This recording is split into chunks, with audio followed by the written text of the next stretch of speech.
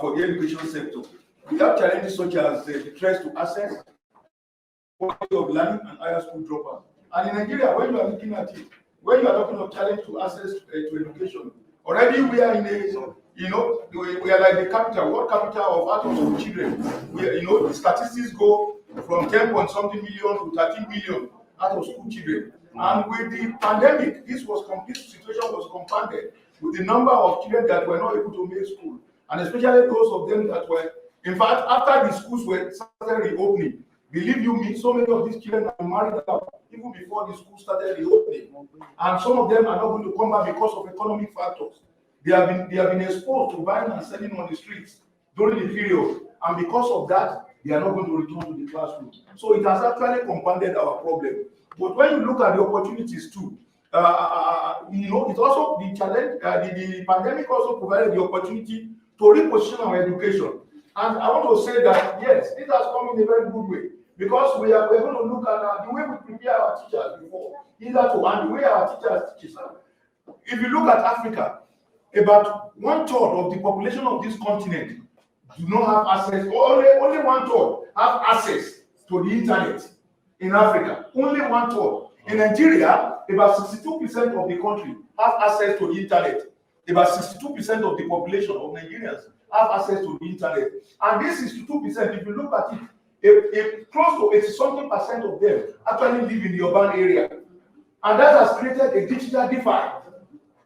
And so a lot of our children, a large number of our children could not be reached within this period. And so it has also provided an opportunity for us to re-examine the way we teach. We always think, like what he said, the teacher present in the classroom standing and all this kind of thing, that's what we have prepared our teachers for over the year. But this pandemic has actually shown us that, look, we need to go beyond this. And the use of digital instruments for teaching has now been amplified. At TLCN, we started the digital literacy training program in 2018, as if we knew that this pandemic was on the way.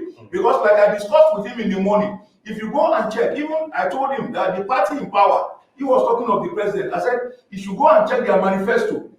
We were able to put it there in their next level agenda, that they are going to do digital literacy training for all Nigerian teachers, according to their manifesto. And this is a pact they signed with Nigerian teachers. We succeeded in putting it for their next level agenda. So if you look at it, we have the challenges there: threat to access, quality of learning, higher school dropout rates. And then we have the opportunities: reposition education, accelerate changes in teaching and learning, and then facilitate learning with the help of digital tools. Yes, we have been able to mitigate the situation. We have what we call, remote learning strategies that we use.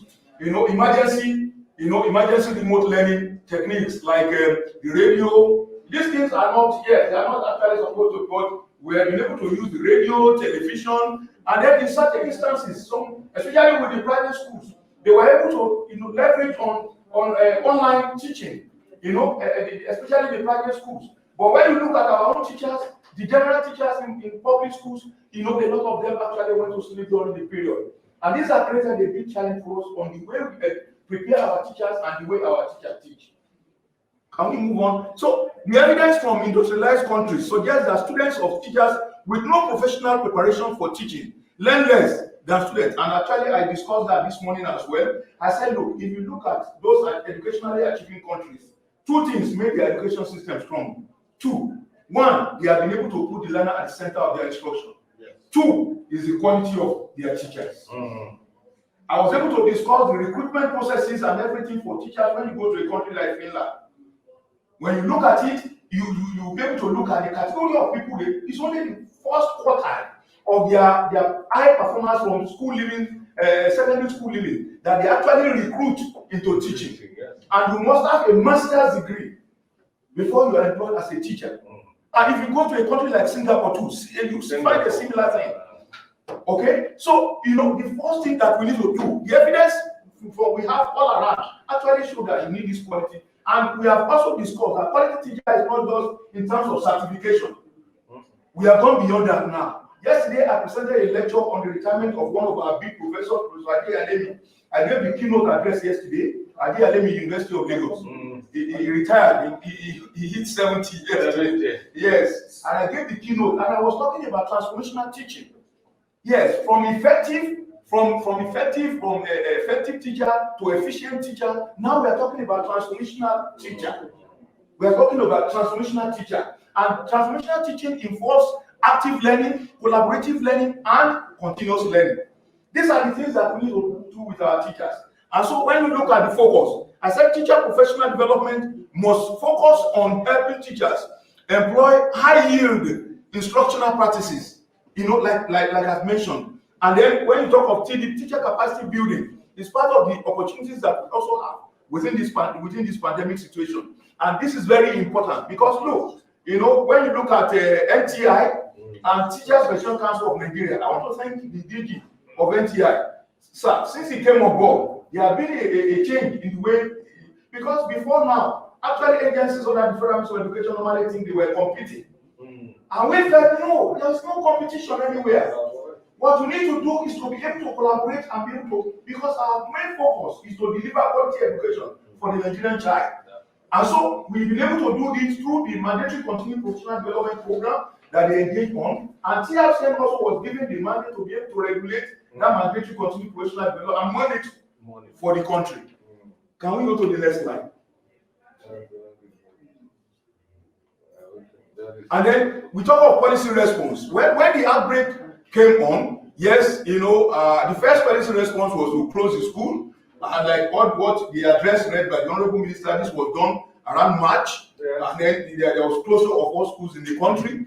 And then from there, we moved to the federal government and state government, setting up certain committees. We have the Presidential Task Force on COVID-19. And also the Federal Ministry of Education set up a committee, which was a multilateral committee. We have stakeholders, including international partners, development partners, and education in emergency and other groups coming together to develop a guideline. Because look, our thinking was that look, you cannot close the schools permanently.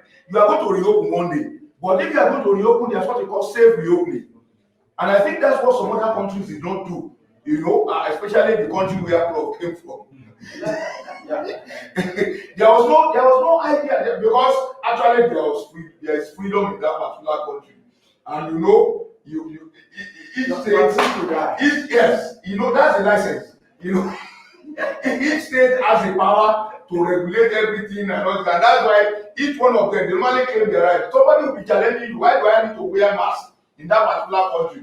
And they made it a political thing. And at the end of the day, they never thought of what we call safe reopening. So, secondly, the federal government initiated structures and approach to encourage development of radio and television stations all over the country. And like it was reported, about 24 states in Nigeria, was able to implement this successfully. And if you identify some states, I think we have to actually identify some states like Lagos, like Ogun, Lagos, Ogun. These are some of Kaduna. These are some of the states that were able to actually implement effective, because look, a large number of our people actually reside in the rural areas. And we were challenged. We were thinking, even if you use television, I was telling them, even if you use television, because if you want to employ the online thing, yes, they use phone, but the phones they use is not compliant with some of the things that you think. It's only the elites who will give their own children to use their phones and buy the airtime on it and things like that. But the rural people do not have access to all these luxuries. And so the only means that this major means that we use was radio to reach them. And so, but some of us have been thinking that going ahead, we need to do more in tackling this. And then documentation. Then there was a preparation of a document which was called COVID-19 document, and then what do they call it? It's a guideline that was actually developed, and then this guideline we also in focusing on document, we look at how do we develop it, focusing on social physical distancing, hygiene, cleaning, and other things like that. Schools need to implement to be able to reopen safely. Yes, please. What is the conclusion? No, UBEC, in collaboration with other agencies, this is where other agencies came in. We were able to develop another what we call school safety guidelines for schools. All the agencies came together and then they work with under UBEC to be able to do that. And TRCN, in terms of policy response, TRCN mobilized about 50,000 Nigerian teachers for a new normal training program. About 50,000, which was done with Teach for All. It's a global body that did it through the Teach for Nigeria. And presently, even during the weekend and up to today, there are 36 states. We are trying to mobilize about another 5,000 teachers for another training on that. And then TRCN management in all the states of the Federation were also taking through COVID-19 training by the British Council. Yes.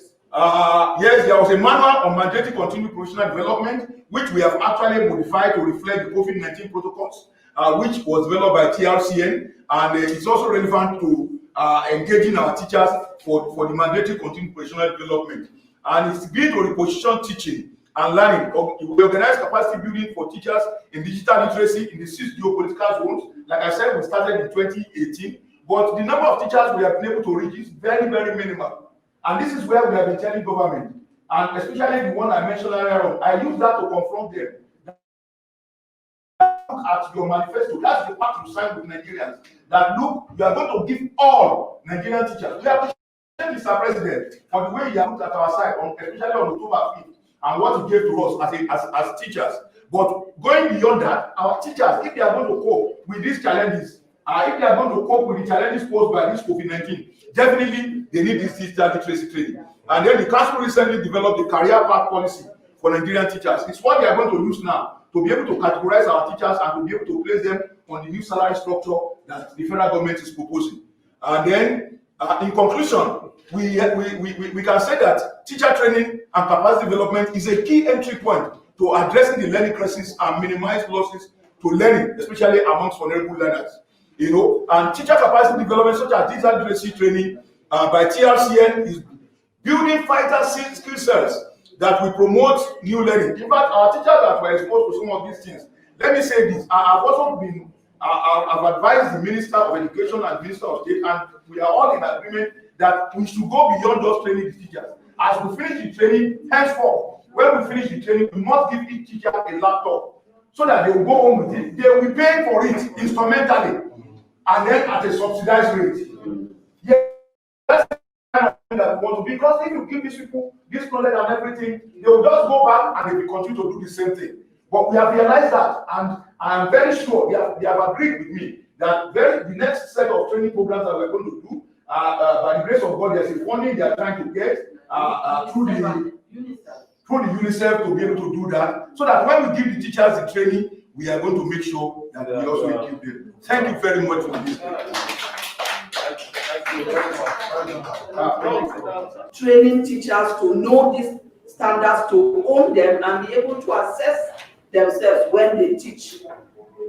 So I just want to give you that information, sir. And for other participants that are here, that the standards are ready for adoption. The only thing is that there are some of those documents we have beautifully presented. It's quite unfortunate that Nigerians are not adopting them for use. For instance, the mandatory continuous professional development, we have a document for that have set standards that have the uniform credits expected to be earned by a professional after every kind of training, so that you take up the scoring and be able to give the teacher the required credit expected to be earned by that, so that it will not mean by just mere certification. That is what the teacher has been assessed to do and would have done it very well through the training he or she has understood or undergone. That is just for information. I think that's my contribution. And for the presentation, we thank you so much. Thank you. Thank you very much. Thank you very much. So let me invite Mrs. Adegoke Adekanla, the head Wando Foundation, to make a contribution. Hi, everyone in Nigeria. I'm greeting from Jakarta here, it's around 8:30 p.m. in the afternoon. I hope everyone is well and have a productive day. So basically, this is all the way from Indonesia. So thank you very much for inviting me to be part of your conference. And hopefully I'll be able to contribute something. So I'm actually the strategist at the Tanato Foundation. We are a 4-decade-long family philanthropic foundations that supports education causes in Indonesia, China, and also Singapore. We aim to improve the child development outcomes as well as student learning outcome, especially through teacher quality improvement as well as school leadership improvement. And also we have some programs that support leadership development. I'm just going to share a little bit about Indonesia. Not sure how many of you have heard about this country before, but this is how our country looks like. So a lot of islands and everywhere. We are also one of the countries that's very badly affected by the pandemic, which means that we have to close our schools and teachers, and also the government has to implement remote learning. What we did was we actually conducted a survey to understand how our schools are ready in terms of implementing remote learning, and we asked our teachers, like, what are the challenges that you face while during this pandemic, when you have to implement distance learning. And we came up with 3 different buckets over here. As you can see, the first one is on infrastructure, right? It's about internet access and also ownership of the gadgets. I think it's something that's very common in developing countries like Indonesia as well. The data cost in Indonesia is actually one of the cheapest in the world. However, we are still, less affordable when we compare ourselves to India or even China. One of the initiatives that the government took early on is definitely, providing free internet access to all. Second big challenges is, of course, on teacher competency. Teachers need a lot of support, especially for tracking student progress in using digital media in teaching and also conducting student assessment. Another big thing is, of course, on the system and people readiness. We are talking about, how ready and how flexible are our students to adapt to a different style of learning. We are talking about how parents can complement and supplement teachers at school. We're talking about how fast can the government, adapt to the changes in the sector. Tanato Foundations has been working with teachers, principal on the ground through Pintar program for 3 years before the pandemic struck. So when the pandemic happened, the questions that came to us is, of course, like, what should we do, right? The first is, of course, we need to address the immediate needs of the teacher, right? When school closed, how can we support teachers and principals to continue their job? Secondly is, of course, how can we take this opportunity to kind of like introduce a new initiatives that can transform or transcend the education system in Indonesia. And these are pretty much like the key driver that we found that will be useful right now and even in the long term when the pandemic is over. We are looking at 3 main stakeholders that we are working with currently. Teacher colleges. The second is, of course, the school itself, and also the government. And also we are also looking at the 3 challenges that the teachers are facing in terms of infrastructure, teacher competency, and also system and people readiness. And what we found is, of course, first, we need to continue to support our teachers in terms of, equipping them, training them on the educational technologies, and also to help them to be able to facilitate this online classes. But another chunk of the very big work that we are doing right now is actually to support teacher colleges to prepare pre-service teachers, teachers that's not currently in the workforce, to be able to equip themselves, to improve themselves with the innovative pedagogy skills that, of course, involve technology somehow. And the other elements will be like, supporting the enabling environments such as policies, the curriculum, ensuring that the curriculum is revised and simplified, that pivoted heavily on technology, parents and student engagement. Another element that's very big is, of course, the research, right? It's of course it's very exciting, and everyone is actually very excited to be able to come out with a different learning approach, such as, is it blended, should we go online, should we stay offline, that kind of questions like is actually on everyone's mind. However, we also understand that this kind of research is actually very limited, and the impact of education technologies on student learning outcomes is actually not conclusive, which means it's not strong enough for us to say that we should invest in educations. I remember there was an evidence by OECD a few years back that says, when developed country investing in technology, or which means they are spending more money in classroom technology, it actually does not really translate to student learning outcome, which is something that, of course, we don't want. So I foresee that for the next maybe 5 years, even the government of Indonesia or philanthropic foundations like us should really heavily invest in research on the efficacy of education technologies on student learning outcomes. One big thing is, of course, like when we say that there's not enough evidence, right? So should we wait, right? What should we do? Where should we start? This is the mapping that we actually did on our teachers, right? We try to understand, to assess where our teachers is in terms of their skills.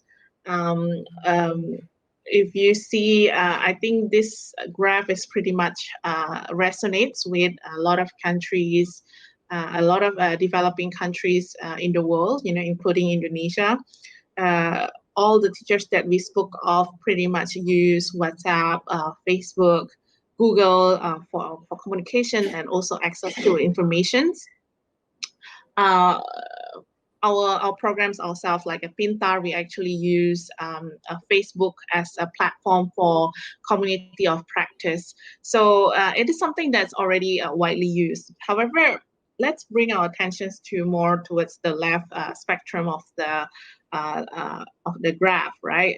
You see that this is the spectrum where innovations or program is still at the innovation stage and also early adoption stage, which mean only around 15 to 25% of the teachers are actually using this technology.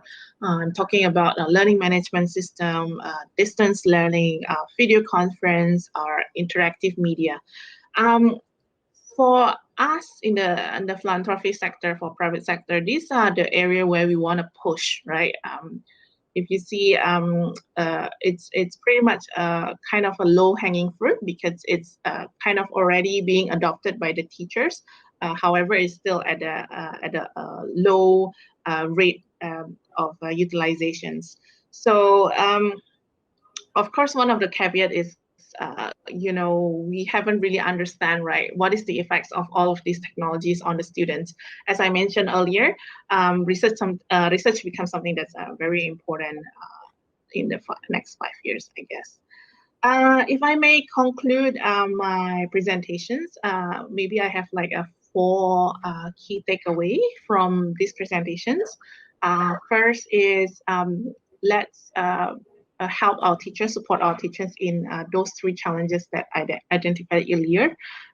teacher competencies, and also looking at the more systemic level at the infrastructure and also the people readiness and system readiness. Second, support both the in-service teachers as well as the pre-service teachers, especially those teachers that's not in the workforce but has a lot of potentials to adopt technology early on. Third is, of course, investment in research, trying to understand what works in your context, in Nigeria context, in Indonesian context, about the use of technology. And the fourth one is, if we want to start, let's start from the more like a lower hanging fruits kind of programs that's already pretty much familiar with among the teachers, but can be further pushed for a maximum impact for the student learning outcomes. I think, yeah, I'm just gonna stop there. Thank you.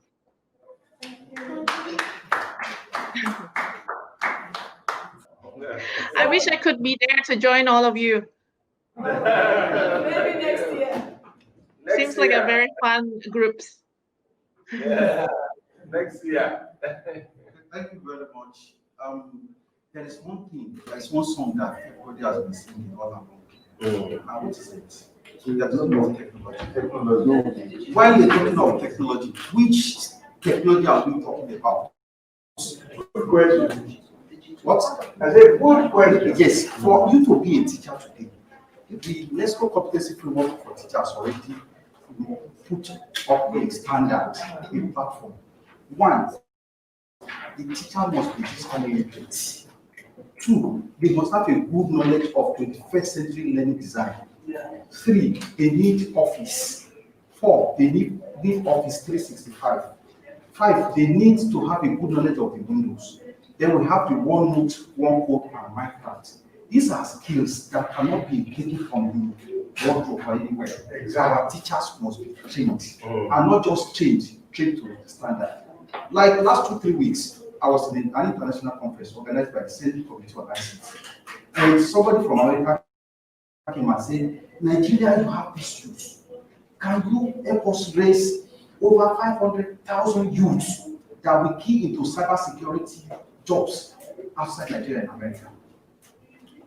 Sincerely speaking, in the last 10 years, we've not been able to certify one person on cybersecurity. I know that we're not training. There were trainers, institute, academy, in that same venue. But none of them. Why? Because they've just been training people based on their self-made curriculum. And if you are not there, sir, you want to get the job, there's need for skills. This is lacking. And for us to move to the next level, we must ensure that every training that we want to put our teachers on henceforth must be to standard and must terminate into proof of learning or credential. Thank you. So let's just check if Adegoke is on.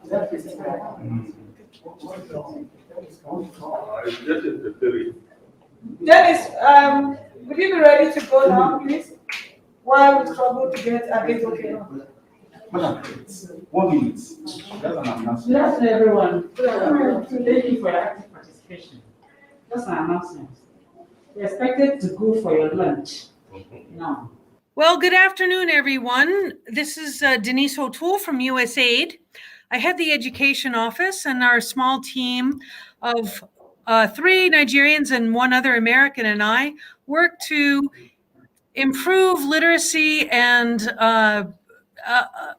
other learning outcomes. Let's put it that learning outcomes for children who are out of school and for children in P1, 2, and 3 in selected northern states across Nigeria. Now, teacher professional development in the time of COVID actually has a lot of connections to teacher professional development any other time. We're talking about the use of technology, but the question can be, well, what is technology? The definition of technology is the application of scientific knowledge for practical purposes or a useful tool. Well, isn't this pencil a useful tool? Yeah. Yeah, I heard a yes. Thank you. Yes, it is. And so, how do we get the tools into kids' hands so that learning can happen, and get the help to their caregivers, parents, learning facilitators, perhaps in their communities, who can help them to continue learning as the as they are out of school, as the time continues. And so, a parent could help a child to use a stick to draw the alphabet in sand, right? It's technology in a very, very basic way. These are some of the things that we face in some remote northeastern areas of the country, northwestern too, for that matter. The issues of having resources to get to the learning that kids need, so also to stop the learning losses of what they've already done. Now, we had created different radio programs. There was the radio programming developed by NEI Plus in conjunction with UNICEF and the states of Bauchi and Sokoto. We also had radio programming through Addressing Education in Northeast Nigeria in Adamawa and Gombe. In Borno and Yobe, and through the Strengthening Education in Northeast Nigeria states in Adamawa and Gombe as well. 3 different radio approaches, but how do we make sure that kids are hearing the lessons, are engaged by the lessons, know that the lessons are even on the radio at any given time? And what do they do to reinforce the learning? And again, I'm talking about the youngest of kids, grades 1, 2, 3, to get them to understand the foundational pieces of literacy. For kids in NEI Plus's Bauchi and Sokoto programs, they had their books that were developed under the Mukaranta Let's Read system. They could read along and reinforce what they were seeing. That was really, really great. For many kids in Borno and Yobe who also had materials, that could work as well. But children in the far northern areas of Dikwa and Monguno had no radio signals. There was nothing there. And so what we did was prepare home learning kits with simple things, paper, pencils, some simple stories to keep kids engaged, and with the hopes that there was an adult who could assist with the learning for the younger kids. Now, how do we get the resources to teachers? In addition to the materials they had, because the programs, like I said, continued on what the radio programs fed on to what kids were already doing in class. But in the meantime, we also worked, especially in Adamawa and Gombe, in teacher resource centers to ensure that teachers had the opportunity, when they didn't have children in a classroom, to develop low-cost, simple materials along the lines of what has been done in the other states that I've been mentioning. So, for example, let me hold up 2 right here, right? This is so simple. You can draw a capital letter and a small letter, C or an X, and show the difference between a capital and a small letter for kids, right? Now, of course, this gets more complicated when you're dealing with letters like A. Oh, sorry, this one's A. A, where a small a looks completely different from a large A. And the same thing with a B. A small b and a capital B look completely different. But if we can get simple tools like this into the hands of teachers, learning facilitators, parents, caregivers, community groups, then we can all be reinforcing. Now, maybe the people don't have note cards like I had. Well, you know what I found yesterday? bottle caps. And I've learned a wonderful technique from Professor Adrian Barnes at Florida State, who has worked with many teachers across Nigeria to develop simple sets of the alphabet. So that then kids can work at putting letters together, right? A-T, at. So at a C, you've got cat. At P, you have pat, etc.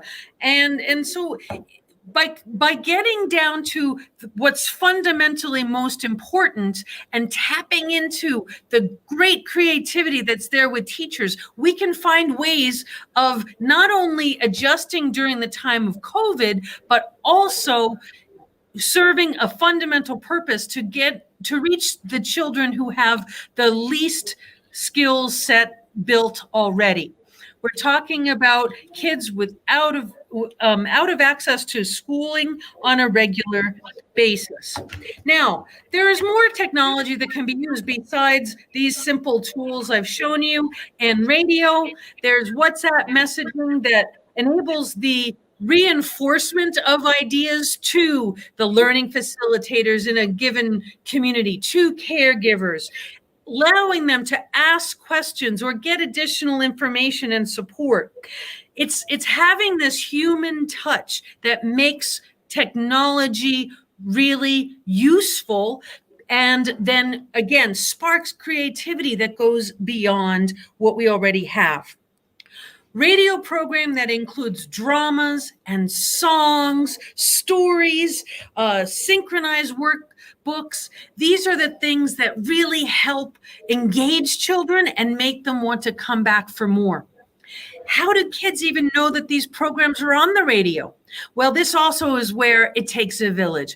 Getting learning facilitators, getting women's groups, getting local program officers, getting learning facilitators, getting community civil society organizations and community-based organizations and traditional leaders and religious leaders to not only know that these radio programs are available and that these other tools and methods are available, but also asking them to spread the word and help people see that there are things that they can do very low cost, very hands-on, that will make a difference, will stop learning losses, and encourage children to keep on reading.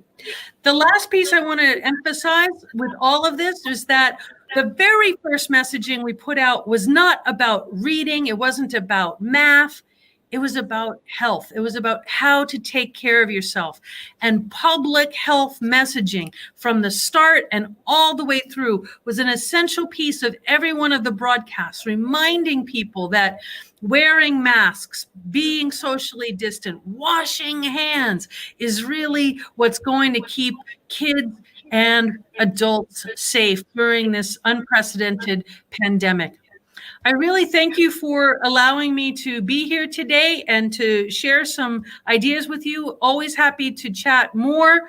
Again, I'm at USAID, and feel free to reach out. Thank you. Thank you very much, Dennis. I think that this resonates with us very well, especially because a large chunk of our kids are in the rural community. So when we think about technology, shouldn't really just be about computers, laptops, or even mobile phones, but it's about anything that we can use to aid learning.